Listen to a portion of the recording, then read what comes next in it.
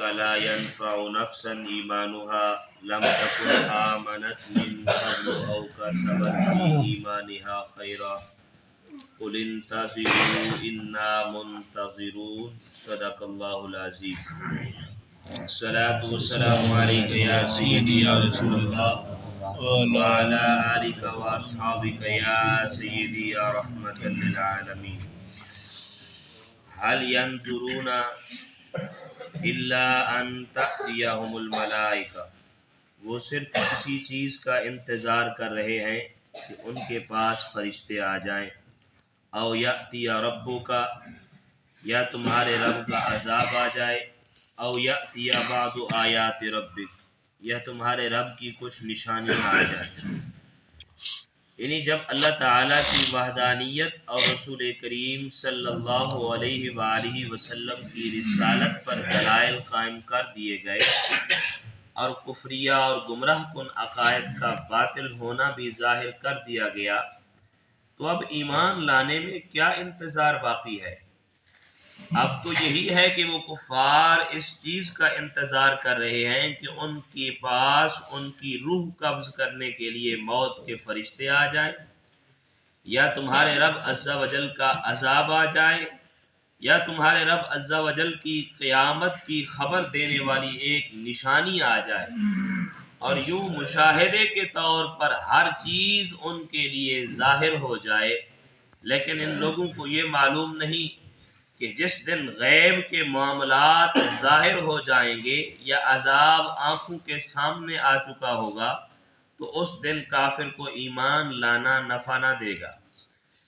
جمہور مفسرین نے فرمایا کہ آیت میں جو فرمایا گیا کہ جس دن تیرے رب کی ایک نشانی آئے گی، اس نشانی سے مراد سورج کا مغرب سے طلوع ہونا ہے. بخاری و مسلم کی حدیث میں ہے قیامت قائم نہ ہوگی جب تک سورج مغرب سے طلوع نہ ہو، اور جب وہ مغرب سے طلوع ہوگا اور اسے لوگ دیکھیں گے تو سب ایمان لائیں گے. اس وقت کا یہ ایمان لانا فائدہ نہ دے گا، یہ نفع نہ دے گا. تو اس لیے فرمایا کہ اس سے پہلے پہلے ایمان لے آؤ، قرآنی احکامات کو مان لو، تو یہی تمہارے لیے فائدہ مند ہے. یوم یأتی بعض آیات ربک لا ینفع نفسا ایمانها لم تکن آمنت من قبل. تو فرمایا کہ یا تمہارے رب کی کچھ نشانیاں آ جائیں، جس دن تیرے رب کی بعض نشانیاں آ جائیں گی اس دن کسی شخص کو اس کا ایمان قبول کرنا نفع نہ دے گا جو اس سے پہلے ایمان نہ لایا ہوگا. او کاسبت فی ایمانہا خیرا، یا جس نے ایمان میں کوئی بھلائی حاصل نہ کی ہوگی. تو اس کا کیا مطلب ہے؟ یعنی اس کے معنی یہ ہے کہ مغرب کی جانب سے سورج طلوع ہونے سے پہلے جس گناہ گار مومن نے توبہ نہ کی تو اب اس کی توبہ بھی قبول نہیں ہوگی. اب سورج طلوع ہو گیا، قیامت کی نشانی ظاہر ہو گئی، تو اب فرمایا کہ اس کی کوئی توبہ بھی قبول نہیں ہوگی. امام ضحاک رحمۃ اللہ تعالی علیہ فرماتے ہیں اس نشانی کے ظاہر ہونے سے پہلے جو مومن نیک اعمال کرتا تھا، نشانی ظاہر ہونے کے بعد بھی اسی طرح اس کے نیک اعمال اللہ تعالیٰ قبول فرمائے گا. البتہ جب یہ نشانی ظاہر ہوئی تو اس وقت نہ کافر کا ایمان مقبول ہے نہ گناہ گار کی توبہ، کیونکہ یہ ایک ایسی حالت ہے جس نے انہیں ایمان لانے اور گناہوں سے توبہ کرنے پر مجبور کر دیا ہے. لہذا جس طرح عذاب الہی دیکھ کر کفار کا ایمان لانا بے فائدہ ہے، اسی طرح قرب قیامت کے ہولناک مناظر دیکھ کر بھی ایمان اور توبہ قبول نہیں ہے. تو اس آیت میں ہر مسلمان کے لیے نصیحت ہے کہ وہ جلد سے جلد اپنے گناہوں سے سچی توبہ کر کے نیک اعمال میں مصروف ہو جائے. نیک اعمال میں سبقت کرنے کی ترغیب حدیث پاک میں بھی دی گئی ہے. حضرت ابو ہریرہ رضی اللہ تعالی عنہ سے روایت ہے، تاجدار رسالت صلی اللہ علیہ وآلہ وسلم نے ارشاد فرمایا 6 چیزوں کے ظاہر ہونے سے پہلے نیک عمل کرنے میں سبقت کرو. وہ 6 چیزیں کون سی؟ فرمایا سورج کے مغرب سے طلوع ہونے اور دھوئیں کے نکلنے، دجال کے آنے، دابت الارض کے آنے، تم میں سے کسی ایک کی موت یا سب کی موت یعنی قیامت سے پہلے پہلے. فرمائے کہ توبہ کر لو، نیک اعمال کی کثرت کرو، فرمائے یہی تمہارے لیے فائدہ مند ہوگا. اور امام محمد غزالی رحمۃ اللہ تعالی علیہ فرماتے ہیں توبہ میں تاخیر کرنا سخت نقصان دہ ہے، کیونکہ گناہ سے ابتداءً قساوت قلبی یعنی دل کی سختی پیدا ہوتی ہے، اور پھر رفتہ رفتہ گناہ کا انجام یہ ہوتا ہے کہ انسان کفر و گمراہی اور بدبختی میں مبتلا ہو جاتا ہے۔ یا تم ابلیس اور بلعم بن باعورہ کا واقعہ بھول گئے؟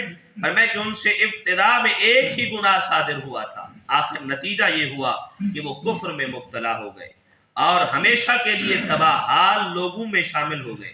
ان کے انجام کو مد نظر رکھتے ہوئے تم ڈرتے رہو، اور تم پر لازم ہے کہ توبہ کے بارے میں اپنے اندر بیداری اور جان فشانی پیدا کرو، یعنی اگر تم نے جلد توبہ کر لی تو ان قریب تمہارے دل سے گناہوں کے اصرار کی بیماری کا فرمے کلا کما ہو جائے گا، دل صاف ہو جائے گا، اور گناہوں کے بوجھ سے تمہاری گردن آزاد ہو جائے گی، اور گناہوں کی وجہ سے دل میں جو فرمے سختی ہے فرمے کہ یہ ختم ہو جائے گی۔ اس سے ہرگز بے خوف نہ ہو، بلکہ ہر وقت اپنے حال پر نظر رکھو، اپنے نفس کو گناہوں پر ٹوکتے رہو اور اس کا محاسبہ کرتے رہو، اور توبہ اور استغفار کی طرف جلدی کرو، اور اس میں کسی قسم کی سستی اور کوتاہی نہ کرو، کیونکہ موت کا وقت کسی کو معلوم نہیں ہے، اور دنیا کی زندگی محض دھوکہ اور فریب ہے۔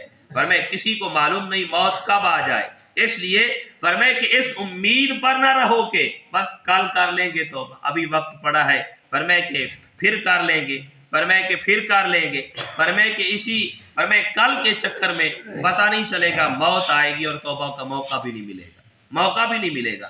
اس لیے اللہ رب العالمین نے فرمایا محبوب فرما دیجئے قل انتظروا انا منتظرون، فرمایا تم بھی انتظار کرو اور ہم بھی منتظر ہیں، یعنی اے کافرو تم موت کے فرشتوں کی آمد یا عذاب یا نشانی ان میں سے کسی ایک کے آنے کا انتظار کرو، اور ہم بھی تم پر عذاب آنے کا انتظار کر رہے ہیں۔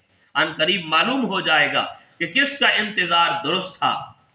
اللہ عز و جل کے فضل سے فرمائے کہ کافر ہلاک اور مغلوب ہوئے جبکہ مسلمانوں کو غلبہ ہوا، اور قیامت کے دن بھی کفار ہلاک ہوں گے اور مومن کامیاب و کامران اور سرخرو ہوں گے۔ اسی چیز کو اللہ تعالیٰ نے اس آیت مبارکہ کے اندر بیان فرمایا کہ زندگی تمہارے لیے جو سانسیں چل رہی ہیں یہ ایک موقع ہے، ایک مہلت ہے، فرمایا کہ اس کو غنیمت جانو، نیک اعمال کی کثرت کرو، رب کی بارگاہ میں جھک جاؤ، سچی توبہ کرو۔ پتہ ہے میں نے کئی مرتبہ حدیث مبارکہ عرض کی، نبی علیہ السلام نے فرمایا کہ اگر کسی بندہ مومن نے سچے دل سے فرمائے رب کی رضا کے لیے فرمائے توبہ کر لی ہے، رب کی بارگاہ میں جھک گیا ہے، اگر اس کے گناہ سمندر کی جھاگ کے برابر بھی ہوں میرا رب معاف فرما دیتا ہے۔ اللہ فرماتا ہے مجھے اس کی پرواہ نہیں ہے، تم معافی تو مانگو نا، گناہ جتنے بھی ہوں گے میں معاف کر دوں گا، سچے دل سے آؤ تو صحیح، اس کی رحمت کے دروازے کھلے ہیں۔ فرمائے رحمت کے دروازے کھلے ہیں، یہ نہیں کہتا کہ تم نے 40 سال تک گناہ کیے اب تو میری بارگاہ میں آ گیا ہے، فرمائے کس منہ سے آیا ہے، ارے اس مالک نے کبھی یہ آواز نہیں دی، فرمائے جو بھی سچے دل سے اس کی بارگاہ میں جھک گیا، مالک غلطیاں ہوئی، کوتاہیاں ہوئی مجھ سے، گناہ کر بیٹھا ہوں، شرمندہ ہوں، فرمائے اب تیری بارگاہ میں آ گیا ہوں، اے مالک اے کریم مولا فرمائے مجھے معاف فرما دے۔ فرمائے نبی علیہ السلام نے فرمایا جو سچے دل سے معافی مانگ لے میرا رب اسے معاف فرما دیتا، اس کو اس کی پرواہ نہیں ہے کتنے گناہ کیے تھے۔ وہ حدیث مبارکہ سنی نا، فرمائے کہ بنی اسرائیل کے اندر ایک بندہ تھا جس نے 100 قتل کیے تھے، اور فرمائے کہ 99 قتل کر کے ایک راہب کے پاس پہنچا، کہا میں توبہ کرنا چاہتا ہوں، اتنے گناہ کیے میں نے، کیا میری توبہ قبول ہوگی؟ اس نے کہا نہیں ہوگی۔ فرمائے کہ تو نے اتنے بڑے گناہ کیے، اس نے اس کو بھی قتل کر دیا، کہا 100 پورے ہو گئے۔ فرمائے کہ پھر ایک عالم دین کے پاس پہنچا، کہا میں توبہ کرنا چاہتا ہوں، اتنے گناہ کیے میں نے، توبہ قبول ہو سکتی ہے؟ اس نے کہا ہو سکتی ہے۔ فرمائے وہ رب بڑا کریم ہے، معاف فرما سکتا ہے، اس کی بارگاہ میں جاؤ۔ کہا کہاں جاؤں؟ کہا فلاں بستی میں جاؤ، وہاں اللہ کے مقربین نیک لوگ رہتے ہیں، ان کے پاس جاؤ، فرمائے رب کی بارگاہ میں سچی توبہ کر لو، اللہ قبول فرما لے گا۔ اب یہاں سے چل پڑا، راستے میں ہی موت کا فرشتہ آ گیا۔ اب فرمائے عذاب والے فرشتے بھی آئے اور جنت والے فرشتے بھی آ گئے دونوں، وہ کہیں گے ہم لے کر جائیں گے، دوسرے کہنے لگے ہم لے کر جائیں گے۔ اب فرمائے کہ جنت والے کہتے ہیں یہ توبہ کی طرف چلا تھا اس لیے یہ ہمارا ہے، ہم لے کر جائیں گے۔ اب جہنم والے کہنے لگے اس نے اتنے گناہ کیے ہم اسے لے کر جائیں گے۔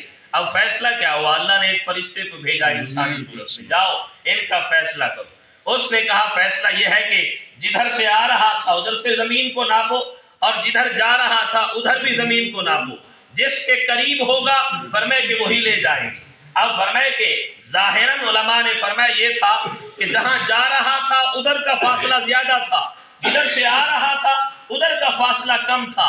اب اللہ نے زمین کو حکم دیا ادھر والی تو سکڑ جا، فرمائے سکڑ جا، یہ آ جو میری طرف رہا ہے فرمائے کہ سچے دل سے آ رہا ہے، فرمائے زمین کو سکڑ دیا۔ اور جب فرشتوں نے زمین کو ناپا تو فرمائے نیک لوگوں کی طرف جا رہا تھا، وہ حصہ کم تھا یہ زیادہ تھا، فرمائے جنت والے فرشتے لے گئے۔ توبہ کا ارادہ کر کے چلا تھا، سچے دل سے توبہ کر لی ہے، میرا رب فرمائے ارادہ کرنے والے کو بھی معاف فرما دیتا ہے۔ تو جو بندہ سچے دل سے توبہ کر لے تو اللہ کریم وہ بڑا کریم ہے، وہ معاف فرمانے والا ہے، وہ غفار ہے، وہ رحمان ہے، وہ رحیم ہے۔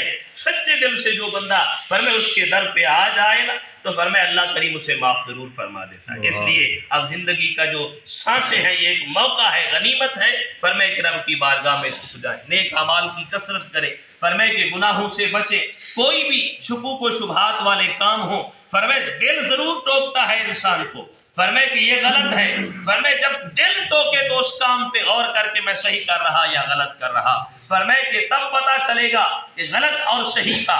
اور جب انسان گناہوں میں اتنا مگن ہو جاتا ہے کہ اسے گناہ اور نیک کا پتہ ہی نہیں چلتا، اچھے اور برے کا پتہ ہی نہیں چلتا، تو سمجھ لے تیرے دل بہت سخت ہو چکا ہے، اور دل پر گناہ کر کر کے سیاہ فرمائے کہ نقطے لگ چکے اور دل سیاہ ہو چکا ہے۔ اب موقع ہے اس کی بارگاہ میں گڑ گڑانے کا، اس کی بارگاہ میں آنسو بہانے کا، فرمائے کہ اس کی بارگاہ میں جھکنے کا، فرمائے یہ چھوٹا سا عمل تو کر لے اس کی بارگاہ میں، جھک کے ذرا آنسو بہا کے دیکھ تو صحیح، سارے دل کو صاف کر دے گا۔